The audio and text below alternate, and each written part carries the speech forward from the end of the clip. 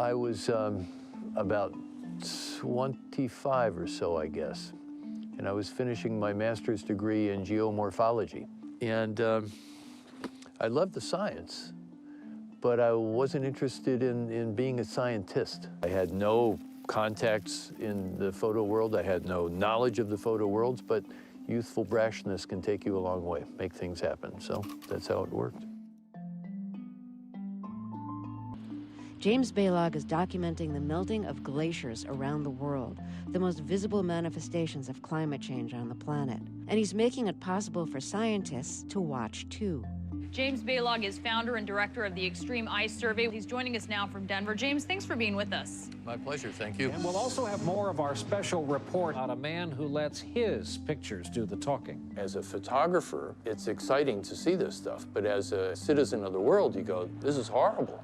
And consider who NASA is sending as a delegate to the Climate Change Summit in Copenhagen. Jim Balog, a photographer with the group Extreme Ice Survey.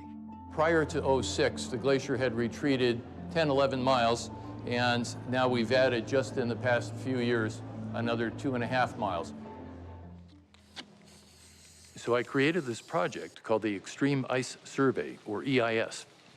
The initial goal was to put out 25 cameras for 3 years, and they would shoot every hour as long as it was daylight. We would download the cameras every so often and turn those individual frames into video clips that would show you how the landscape was changing. I thought that basically you could just buy all this time-lapse equipment off the shelf, slam it together, and put it out there. I was so naive about that. There was a custom computer that needed to be built, and there were 1,000 little engineering details that needed to be worked out, and a lot of trial and error because people hadn't built this stuff before. And it was clear to me it would have to be a team effort. That into photography, but I talked him into letting me come up here and have a look at the system because I was curious, and I really wanted to do whatever I could to get my foot in the door. Spav is the field assistant in Iceland. You ready? As ready as I can be. These are just really attractive because I think they're more picturesque and they're still big glaciers. Jason had a deep, deep well of experience about Greenland's glaciers, about Greenland logistics, about what the glaciers were doing. Tad's a glaciologist. He's the grandfather, the godfather of the knowledge base about those glaciers in Alaska. I have to wrap my knees for the day's festivities. This knee has had 2 surgeries on it already, and it really could use a third.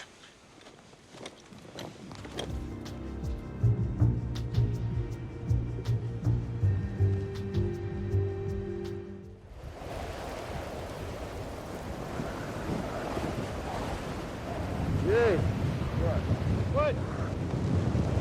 I'm just saying Jesus Christ. I'm just emphasizing how bad the weather is.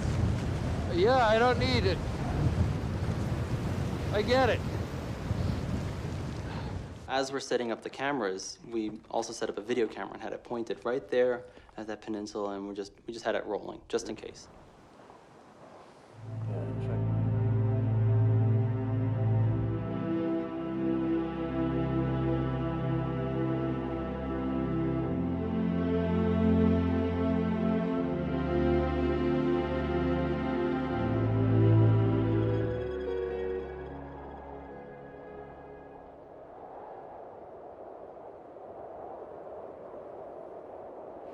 It's been shooting the entire time.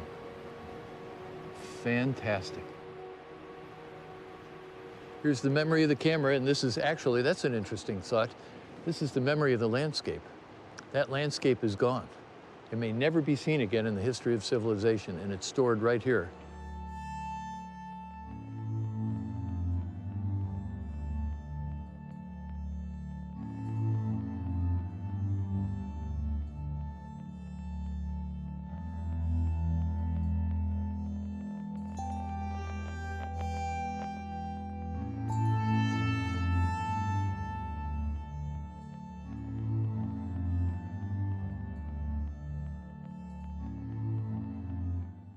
What I'm here to do tonight is bring to you tangible visual evidence of the immediacy of climate change itself. Glaciers matter because they're the canary in the global coal mine. It's the place where you can see climate change happening. without further ado, let me tell you what we've been seeing out there. This is a glacier called the Solheim Glacier. We're looking down on it. Now we turn on our time lapse.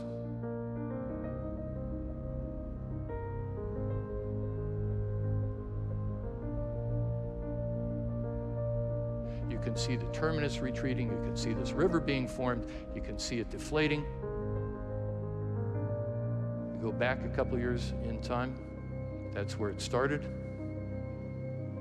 That's where it ended a few months ago. Now down onto the side of the glacier, looking across the terminus, this is what we see. Look at this. You'll see deflation happening here as the heat takes away the surface of the glacier and the surface drops. At the same time, a stream is undercutting it from a glacier that's melting faster up valley, washing this thing away.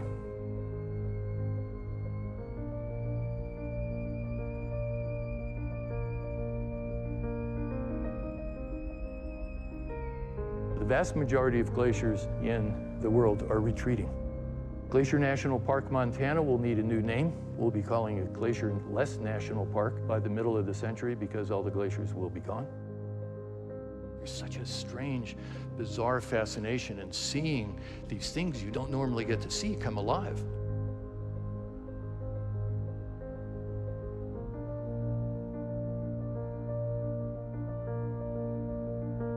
We're up at the Columbia Glacier in Alaska. This is a view of what's called the calving face. This is what one of our cameras saw over the course of a few months.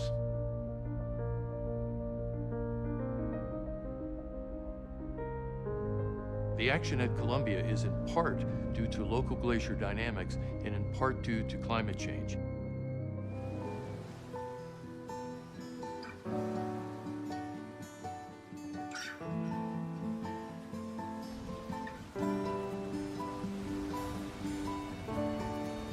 When my daughters, Simone and Emily, look at me 25 or 30 years from now and say, what were you doing?